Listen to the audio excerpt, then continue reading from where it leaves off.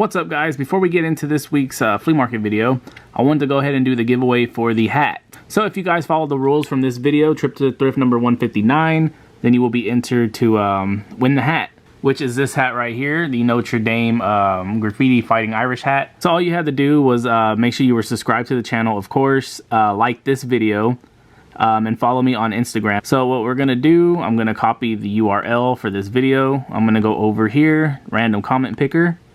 Gonna paste that right there. Get YouTube comments. It says there is 101 commenters, so you go down here, click start raffle, and we're gonna see who's gonna win. And the winner is Dylan Danik. I hope I pronounced your name right. But before we do that, I'm actually gonna go make sure he's following me on Instagram. Yep, he's following me. It says follow back. So you are the winner. Contact me through Instagram, message me, and let me know. So that way I can get all your info and everything and get it sent out to you. If he doesn't contact me within a week, guys, I'll rerun the giveaway because I want somebody who's actually watching the videos to win. So Dylan, you got a week to contact me so I can get that hat shipped out to you. So now let's get back into the flea market video. What is up, guys? Welcome back to another flea market grab video. If you guys are enjoying the videos, go ahead and hit that like button. It lets me know. It helps the channel grow. Go ahead and drop a comment down below. I try to respond to all the comments I can. And hit that sub button down below if you guys are not already and you guys do enjoy these videos. So let's go see what we can find this week.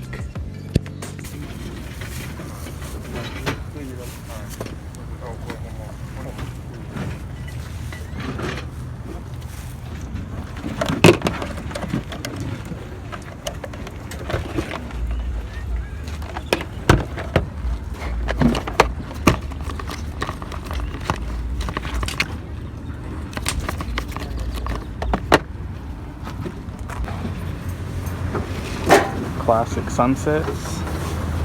These are gonna need a sole swap though. Works and everything. How much are you asking on the hats? 5 for any of those. 5. And what about the cup?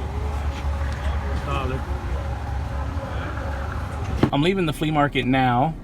On my way out, literally right where this white Ram's at, on the booth on the other side, there was a stack of DVDs. And for only $1, I pulled out this Def Jam Fight for New York on the PS2. It is disc only, but I only paid $1 for it, so you can't really complain. And it's funny because this is like the only game that was there. There was no other game besides this one, so got super lucky that I decided to go through those DVDs real quick before I left. This is the last find of the first day, so let's go see what we can find the second day. So had to pay up for these, and they're a U size, but I think it's a decent shoe. I ended up having to pay $40 for them, but they are a pair of bel-air 5s, size 5Y, unfortunately, but still super clean. He was asking $45, and he took $40 for them.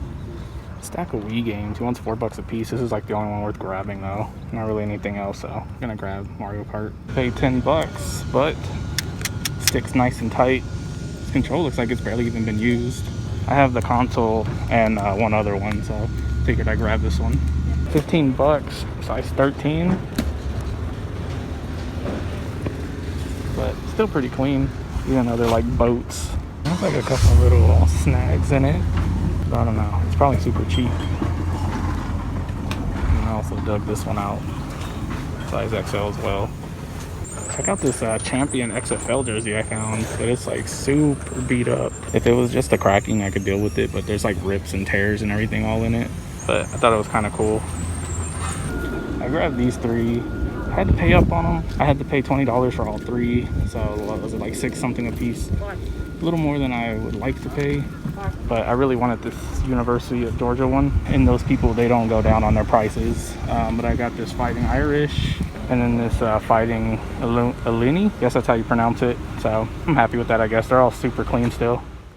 We are back, and I'm gonna go ahead and jump into the stuff that I found this weekend. So as usual, we're gonna start off with the video games. First thing we have here, I paid 10 bucks for this. It's actually a fantastic ice blue Nintendo 64 controller. So I actually thrifted the console years ago. I think I paid like 18 bucks for it. I wanna say it had 2 controls, so this will be my third one in this color anyway. It's nice and tight, buttons are all good. This control actually feels like it's still brand new, like it hasn't even been played with. And this is easily like a $30 controller, so for only 10 bucks, I went ahead and scooped it up. So with the controller out the way, let's go ahead and jump into the console now. Didn't get this from the same vendor. I got this from a whole different vendor. Paid 25 bucks for it. He was originally asking 35, but he took 25 for it. So I grabbed it. Already tested it. Everything works great.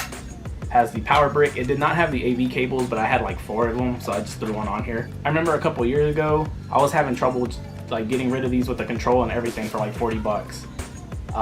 We had this one for like 2 hours, and I already sold it for 100. So goes to show you where video games are nowadays. Next one I picked up for 4 bucks. He had a whole stack of Wii games. This was like really the only good one in the pile, so I grabbed it. Mario Kart on the Wii. It is complete and everything. He had the steering wheels, but he was asking like $10 a piece on them, which I don't know why. He was only asking $4 on the game, but he wanted $10 for the steering wheel. If they were a little bit cheaper, probably would have grabbed one just to pair with it. But I mean, I'll take the game for 4 bucks all day, any day, especially complete. And then the last game I picked up, definitely the best one, only paid $1 for it. Unfortunately, it is loose. It does not have the case and manual. Actually found this in a stack of DVDs. And the funnier thing is this was the only game in the stack. There was like no other loose games at all. They were all DVDs except this one game. And the fact that this game is pretty crazy, and that is a loose copy of Def Jam Fight for New York. So this game just keeps up going up in value. Like if I had this game complete with the case and the manual, I probably could have sold it for like 100 bucks. I actually already did sell it. I ended up selling it for 80. I probably could have got a little bit more, but I went ahead and let it go for 80 because it does have scratches, but I already tested it and it works great. Definitely one I would like for them to either remake or make a sequel to. They actually did make Icon, which a lot of people don't really talk about, but I actually do own that one. I do like that one as well, but this is definitely my favorite of the 3, and you can't beat only $1. So just this game and the 64, I sold both of them already. They already paid for everything in this video. So let's go ahead and jump into the rest of this. Next, I'm gonna move on to the clothing. So these first 3 things I picked up for $5 total. So whatever 5 divided by 3 is what I paid for these, I guess. So this first one I'm actually going to be keeping for myself.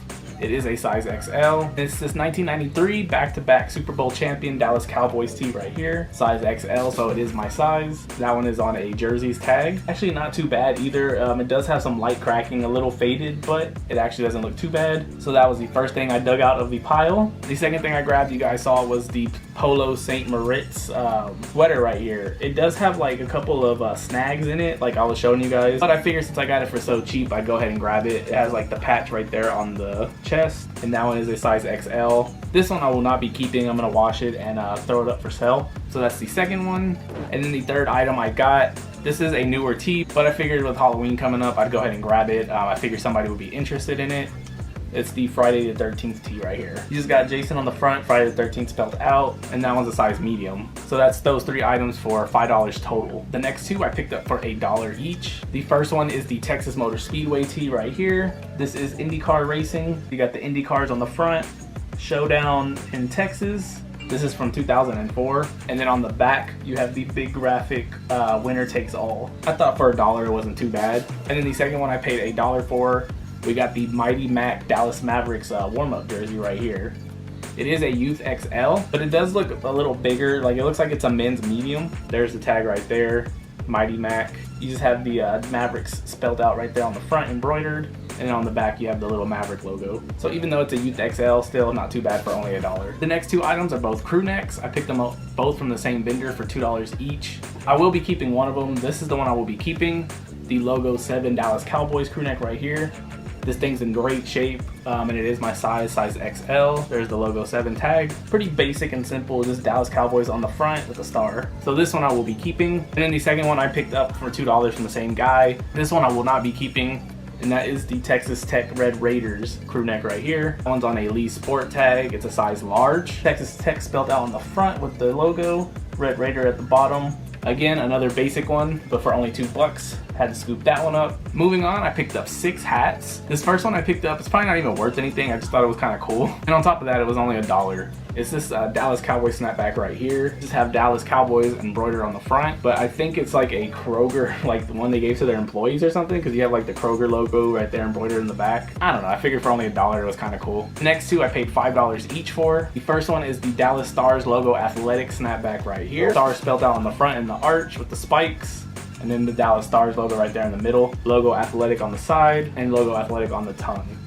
On the tag. Underbrim's a little dirty, so I do need to clean this one up some. But I probably won't end up keeping this one. But I will be keeping the second one that I got, that I paid $5 for. And that one is actually the one that I'm wearing today. You got the Dallas Stars logo right there on the left side. And then on the right side, you have Stars spelled out on the white, logo athletic tag in the back, and then the logo athletic tag on the inside as well. Grab both of those for $5 each. I'm definitely keeping this one. And then the last 3 hats I picked up, I paid $20 total for all 3 of these. A little more than I would like to pay. There's one in here that I actually want to keep for my personal collection that I wanted, so I figured I'd grab all 3 so that way I can sell the other 2. So the first one is the Fighting Irish Notre Dame hat right here. Navy blue, Fighting Irish spelled out on the front, yellow brim, and then you got the Fighting Irish logo on the back, Notre Dame's on the side. And all 3 of these are still pretty clean too, so I grabbed that one. Second one I grabbed is the Fighting Illini? I don't know, you guys tell me. But it's this one right here, Illinois on the front. You have like this like upside down Nike swoosh, kind of like a Newport logo right there. And then you have like the logo right there embroidered. There you got the tag. I want to say that says 1984, but I'm not 100% sure. And that one is on a signatures. That's the second one. And then the third one, the one that I want to keep for my personal collection. I just really like the way it looks. It's by The Game. It's the University of Georgia Bulldogs pinstripe snapback right here. University of Georgia embroidered right there. As you can see, it's red with the black pinstripe, black brim, and it's by The Game, like I said. And that one's still super clean. So this one will be going in my personal collection, and then I will be selling the other ones. I'm assuming I can get like $20, maybe $25 for the other 2. So I should be able to double my money and then still get to keep this one. That's my plan anyway. So that's all my hats that I got this weekend. Now let's jump into the shoes. I actually have 5 pairs to show you guys. Starting off with the first pair I found, probably the pair in the worst condition.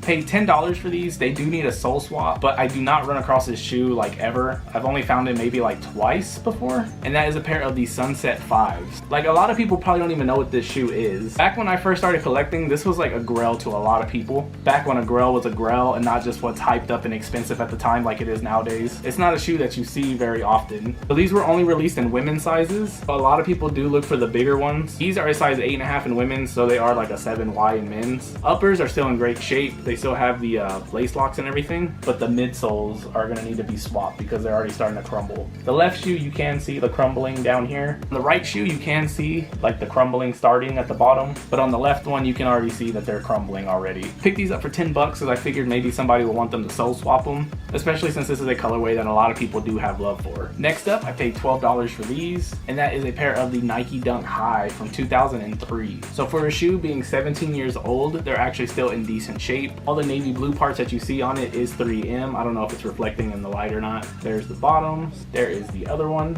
Really cool colorway. When I grabbed them, I didn't know that they were a women's shoe, but it turns out that they're a women's 8.5. They are a men's size 7, just like the 5. Cool colorway, kind of like a Dallas Cowboys colorway. Definitely one I would keep if they were my size, but they are not. So I actually already sold these. So definitely not a bad deal for $12. Then for $10, picked up a pair of the Hoka's in Bondi 6, I guess that's what they're called. And as you can see, they are pretty big. They are a men's size 12. Anytime I get this shoe, like this model specifically, they always go quick. So I had no problem paying only $10 for them, especially them being pretty clean overall still. There's the other one. I know a lot of people are starting to get into this brand. I think the last ones I found like this, they were actually my size. I tried them on, but they're just not my style. Like that midsole is just too thick. But they are really comfortable, I'm not gonna lie. I said those are big, the next one's even bigger. And these next ones are a size 13, and that is a pair of the Cement Jordan 10s. Wombo size 13, as you can see how big they are. Still pretty clean though. Last time I got this pair, they did sell pretty quick, so I figured for $10 I'd grab them. Here's the other one, and as you can see, it still has the 15 on the bottom, the price they were asking. Honestly, not a bad shoe. I think it's a little too much gray. I probably would have put like a black midsole. I think that would have like broke it up and made it look a little better in my opinion. Before we get into the last pair of shoes, there's actually one other thing I grabbed that I forgot. Nothing amazing. This 1996 San Francisco 49ers thermos cup, coffee cup, I don't know what you want to call it. But as you can see, it's dated 1996. On one side you got that, and then on this other side you got the helmet with the 49er spelled out. Picked that up for $1, so almost forgot to throw it in the video. And then the last pair I picked up, unfortunately they are a youth size, but even the youth size on these do go for a little bit, so I went ahead and grabbed them. I ended up having to pay $40 for them. He wanted 45. I tried to get him to go down, but he only went down to 40. But I'm still happy with that, considering what the shoe is. When I found them, I thought they had the original box, but this is a replacement box. I'm pretty sure this is a box for a pair of Fire Red 5s, but that's not what it is. Instead, it's a pair of the Bel-Air 5s. Super cool shoe, like gray suede. I don't know what kind of like the material is on the upper. You got that crazy print on the inside, like that 90s Fresh Prince of Bel-Air print. This is the original one, with the gray upper, not the new ones with the white. Still super clean too. Like they could use a little cleaning, but they're actually still pretty clean overall. You do have a little bit of yellowing on the net from age. I guess whoever bought them, they paid $70 for them, but I got them for $40. Jumpmans are actually still in there too. On the left shoe you have the green Jumpman, and then on the right shoe you have the pink Jumpman. And they still have the lace locks as well. Super dope shoe in my opinion. These, they just keep up going up in value, especially with like the newer ones coming out. I guess people want to go back and get these now. Really cool concept, and I think they were executed pretty nicely. I don't even know if I told you what size they were. They're a size 4.5 wide, so pretty small, but I'm sure somebody's out there looking for these.